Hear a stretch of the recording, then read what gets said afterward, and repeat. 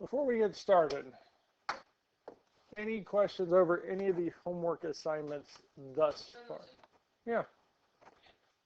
I mean, you can turn them in. Did we turn them in yesterday? For 3.42.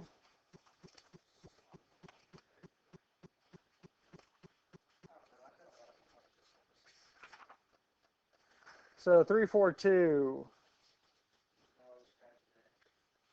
Two of y'all turned it in. Nope.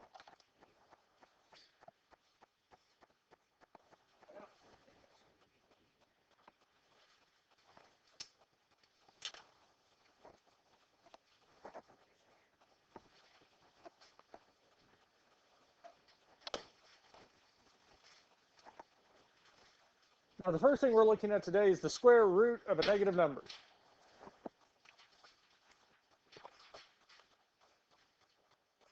Square root of a negative number. If r is a real number, then the square root of negative r is I squared of r. So if we have a real number, we take the square root of the negative version of it. The negative is going to come out as I, then we just take the square root of r. Pretty much what we've been doing. It also says if we take that I square root of r and square it, we'll get back to negative r.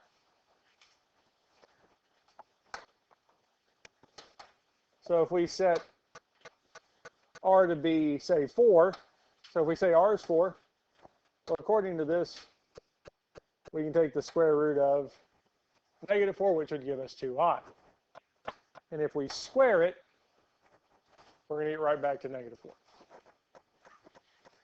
Not saying a whole lot. So what we're going to start off doing is we have three problems that we're going to look at, and we're going to solve them here. Now, all of them are going to have imaginary solutions, complex solutions.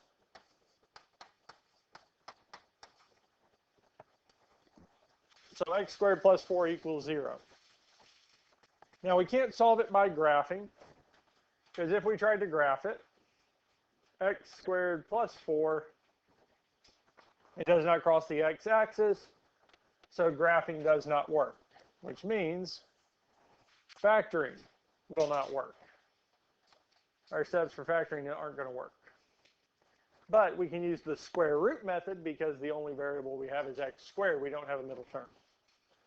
Square root method, the first thing we need to do is get the squared term by itself. So we would subtract 4 from both sides, leaving x squared on the left-hand side. And 0 minus 4 is negative 4. Now at this point here, we can take the square root of both sides. Now our square root of x squared is going to give us x. Now since we did take square root of both sides, we do have to include the plus or minus. Now our square root of negative 4. Now the negative,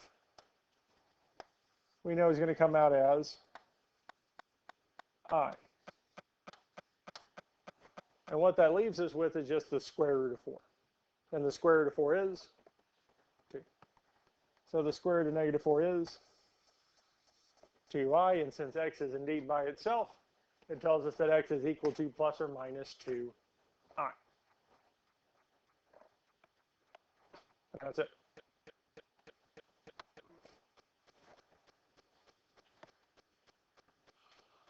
Questions on how we got our answer? Now, we can still check it if we want, if it asks us to check it. All we got to do is plug these back in, because we can say 2i squared plus 4 should equal 0. Now, even though it does have I, we can actually type the left side into the graphing calculator. Because we can say parentheses 2, second I, close parentheses squared plus 4. And it tells us it is indeed 0. We also had negative 2i. And if we plug it in, it is also 0. So this does show us 0 is equal to 0.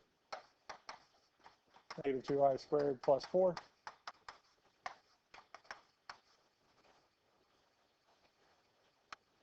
So positive and negative 2i are the solutions for this here. Questions on this so far? Are you ready for the next one?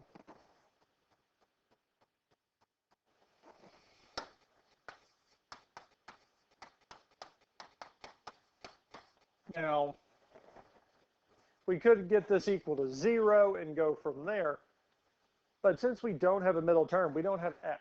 We just have x squared. We can still use the square root method. Square root method works only if the only variable we have is x squared, a squared term, a squared power connected to our x, or it's inside a set of parentheses being squared. Only two ways we can use the square root method. So here, since the only variable we have is the x squared, we can get it by itself first. And we can do that by adding 11 to both sides. Negative 11 plus 11 will cancel, telling us 2x squared is equal to negative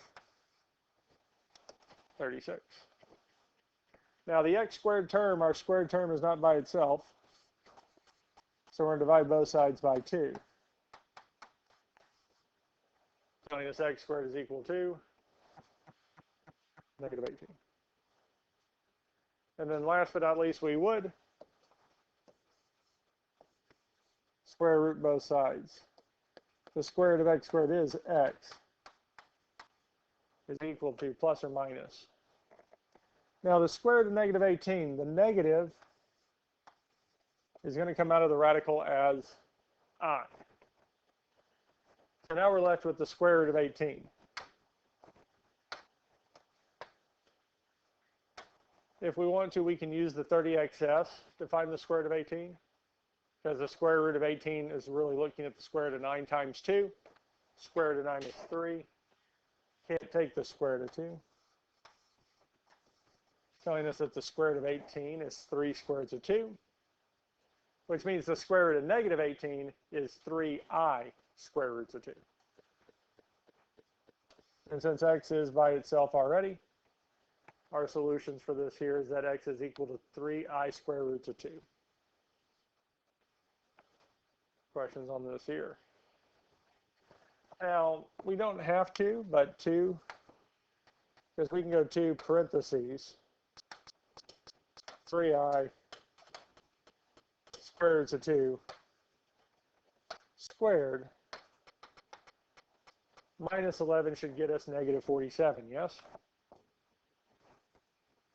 And it does.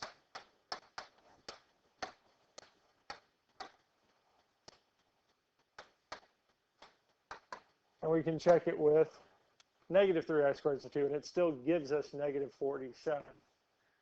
So it tells us these two are solutions. Even though we have I as part of our answer and the square root of 2, we can still plug it back in and check it. Questions on this here?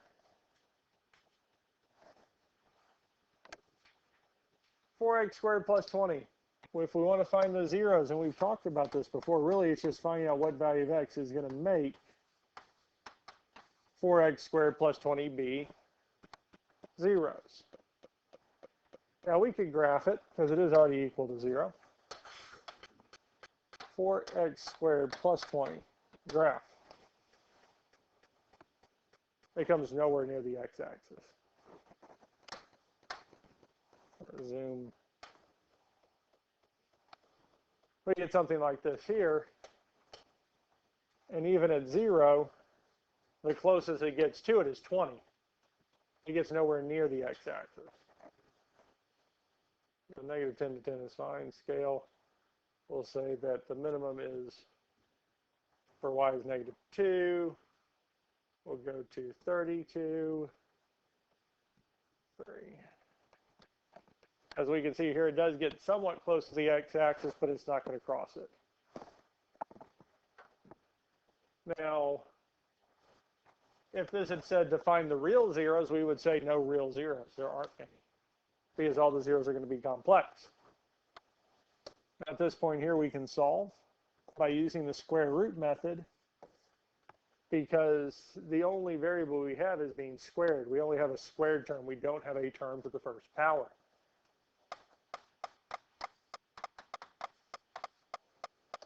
then we would divide both sides by 4, telling us x squared is equal to -5. Questions on this here? Then we would square root both sides. Our square root of x squared would be x is equal to plus or minus. Now we need to take the square root of -5. Well, the negative would come out as I. But can we take the square root of 5? No, because 5 is a prime number. We're going to leave it as 5.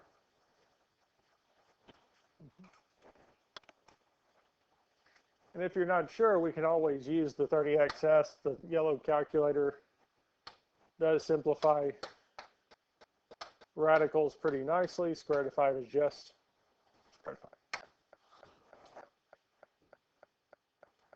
Questions on any of this here?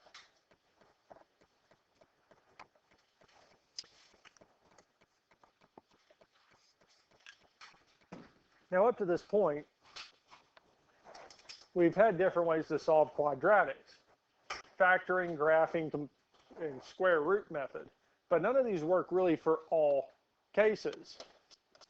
Because if we look at this next one, x squared minus 16x plus 64 equals 100, there's a good chance we could probably factor it, but if we have imaginary roots, these complex solutions, factoring is not going to work because we can't factor it. We don't have ways to just be able to straight do that and know what it is. Same with graphing, because unless it crosses the x-axis and gives us nice numbers, we'll be able to graph it, which means we could factor it. None of these work for all cases, even with square root method, because we could do the square root method if we didn't have the 16x, we didn't have that middle term, or we'll be able to rewrite it as a single set of parentheses squared, because if the variable only showed up in a single set of parentheses being squared, it is solvable by that method. We're going to do something a little bit interesting with this x squared minus 16x plus 64. We're going to factor it. We're going to leave the 100 alone. Now, there is no greatest common factor between x squared, 16x, and 64. So we'll move on to our two sets of parentheses with 3 spaces. Now to find the sign. Since the third term is positive, the signs are the same and match the sign of the middle term. So we get negative and negative. Factors of x squared. Well, the only factors of x squared are x and x. Now factors of 64. We have 1 and 64, 2 and 32, 4 and 16, and then 8 and 8. I'm going to pick 8 and 8. And we can check and make sure this works. X times negative 8 is negative 8x. Negative 8 times x is also negative 8x. And negative 8x minus 8x is negative 16x. Is that the middle term we wanted? Well, yeah. So, what is special about this left-hand side? We have what? X minus 8 and x minus 8, yes? What's another way I can write something as being multiplied by itself? Well, we can rewrite x minus 8 times x minus 8 as x minus 8 squared, yes? X squared minus 16x plus 64 is a special type of trinomial. It's what we call a perfect square trinomial. Perfect square trinomials can be rewritten as a single set of parentheses squared. And this is helpful because since we have this perfect square trinomial, x squared minus 16x plus 64, we're able to factor it and rewrite it as x minus 8 squared. Now we can do what? We can actually solve this by the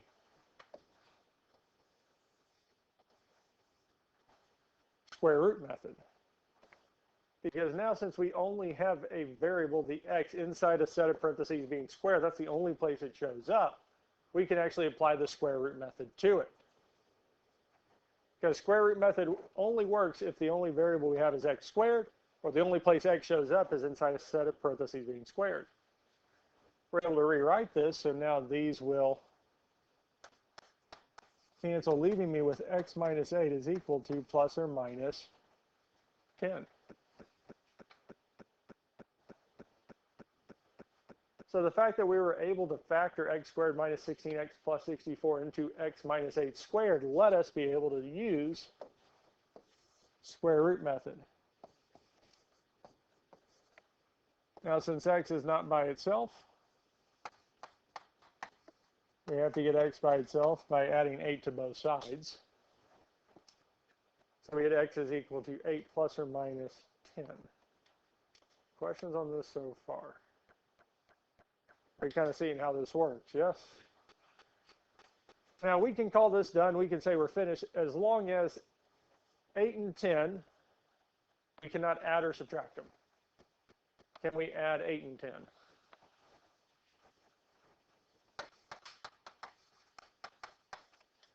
Well, yes, 8 plus 10 is 18. We also can do 8 minus 10. And 8 minus 10 is negative 2. So our solutions for this are 18 and negative 2. Now, if it had been, say, 8 plus or minus the square root of 10, we're done because I can't add 8 in the square root of 10 without turning the square root of 10 into a decimal, because they're not like terms. Does this make sense? So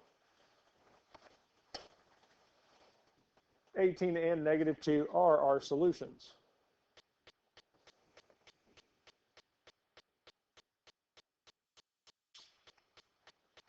Now, the fact that x squared minus 16x plus 64 was a perfect square trinomial makes things really nice. Single set of parentheses being squared, it doesn't matter what's on the other side of that equal sign. If it's 100, if it's negative 100, it could be any number we want. We're fine because I was able to get to be able to do the square root method and solve. It works. It's just not every quadratic can be set up this way. And we'll get there here in a second. But this here is kind of nice. Would we agree with that? The fact that I can look at one like this here, x squared plus 4x plus 4 equals 36. This here again is a perfect square trinomial. And we can factor it.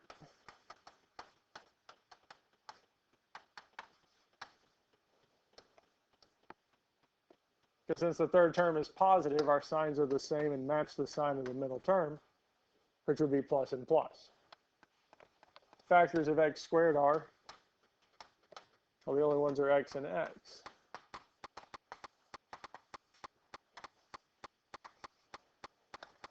Now the factors of 4 are 1 and 4 or 2 and 2. Now we're going to pick 2 and 2 for, well, 2 reasons. One, we need those two sets of parentheses to be the same, so we needed x plus 2 and x plus 2. And secondly, there's a good chance that's going to be the correct set of factors. And if we checked, it would be 2x plus 2x, which is indeed the 4x that we wanted.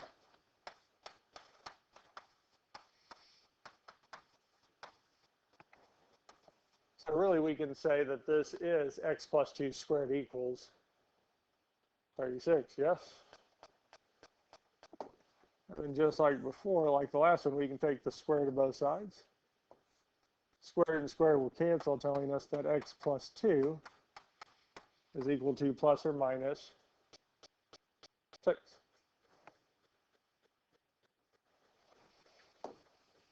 Solve for x.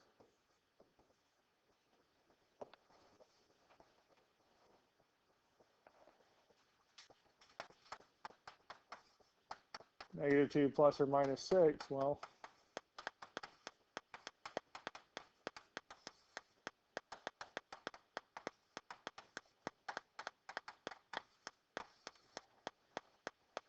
-2 and -8. Or 4 and 8, sorry. 4 and -8. Questions on this here? But we can see kind of the beauty in this with it being a perfect square trinomial.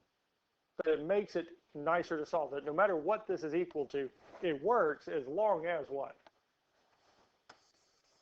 This here is a perfect square trinomial, yes? So that begs the question, is it possible for every quadratic to be a perfect square trinomial?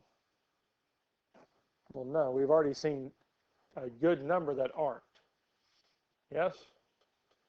So what would be nice is if I had a way to make it be a perfect square trinomial. If we had a way to force the equation to give me a perfect square trinomial, that means I could solve it like this every single time, no matter what the equation is, we can get it there. Yes? Completing the square is what that does. That is what completing the square's goal is that given an x squared term,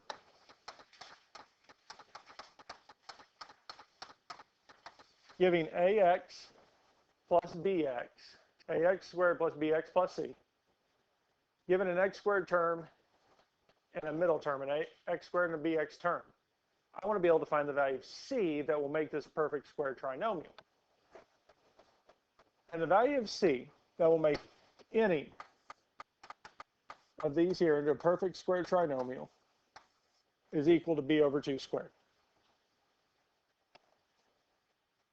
Now, a for us here in all these cases is going to be 1. We want the term in front of x squared to be 1. And if it's not 1, we're going to make it be 1. We need it to be 1.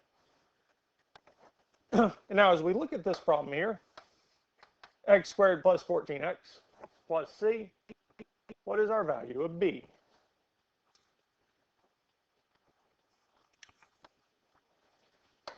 Well, I'll write the general form of it. Because the general form from any quadratic is ax squared plus bx plus c. So the value of b in this case is 14. More specifically, positive 14. Because we're going to take the sign with it. Which means our value of c is going to be 14, positive 14 over 2 squared.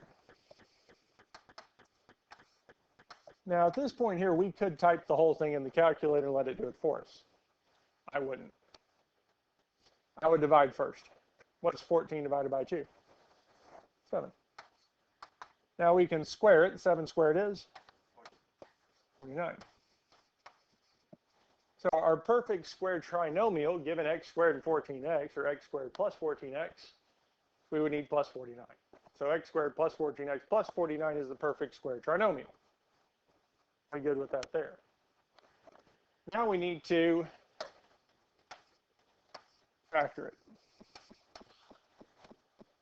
So we'll always have a set of parentheses squared, and x is going to go first. Because as I said already, we're going to make sure that the value of a, the number in front of x squared, is going to be 1. Which means when we set the parentheses up, x is going to be by itself. It's just going to be x. Yes? Now the number and sign that goes inside those parentheses is going to be the same number and sign that we had inside the parentheses to find c before we squared it. So in this case, the number we had inside the parentheses that we're using to find c before we squared it was what? 7, yes? And it was positive 7, yes? So that means plus 7 goes inside there. So x squared plus 14x plus 49 will factor to x plus 7 squared. And that's really nice because now I can find what value of c, what constant term I need to put next to the x squared next term to make it a perfect square trinomial. Which means any equation that you give me with a given x squared and x, I can find a value of c. That I can force it to become a perfect square trinomial, which means I can use the square root method. That's the nice thing about completing the square. Questions on this here?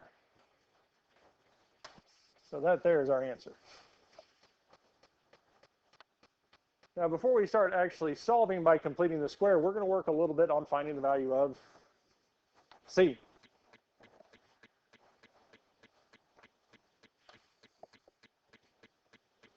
As we look at the first one, again, C is equal to B over 2 squared.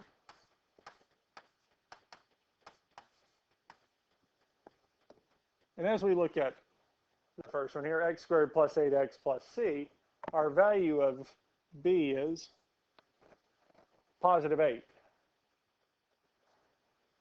8 divided by 2 is 4, and 4 squared is indeed 16.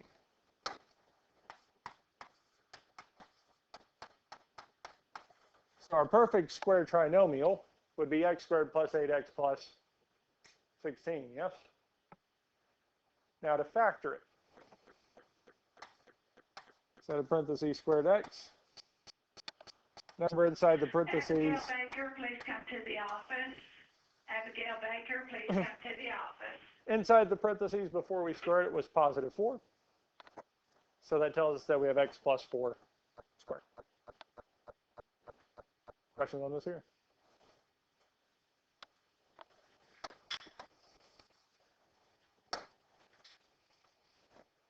Be ready for the next one.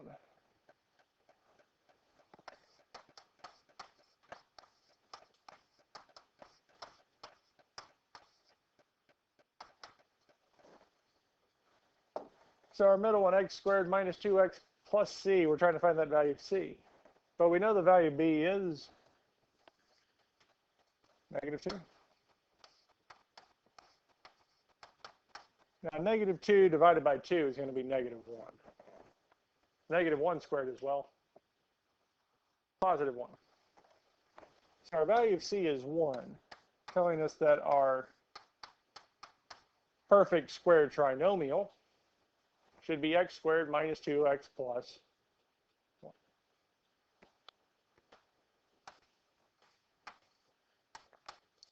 Now the factored form. So what number needs to go in there with x?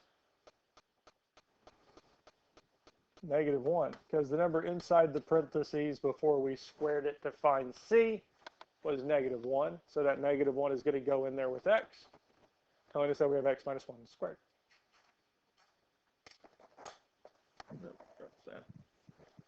Questions on this here?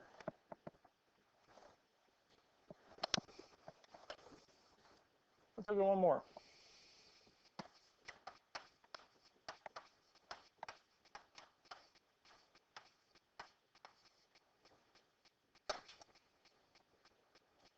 Now, as we look at this next one, x squared minus 9x plus c, our value b in this case is what? Negative 9, yes? Now, does negative 9 divide by 2 nicely?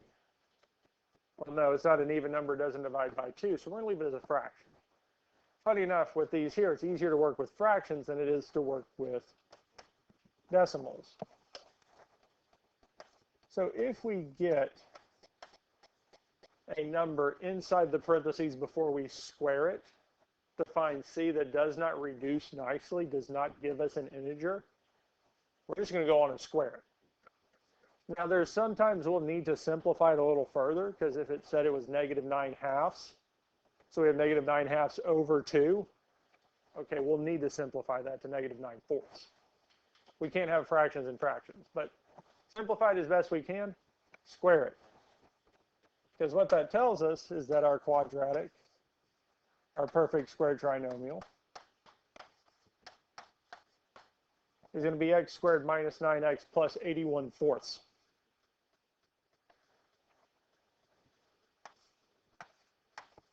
Now, normally, if we tried to factor this, especially the way we were factoring at the start of the chapter, trying to find the factors of 81 fourths, would probably be a little challenging. But we don't have to, because it does tell us what goes inside this parentheses. Because the number inside the parentheses before we squared it to find c was negative 9/2. So that tells us that this is going to factor to x minus 9/2 squared.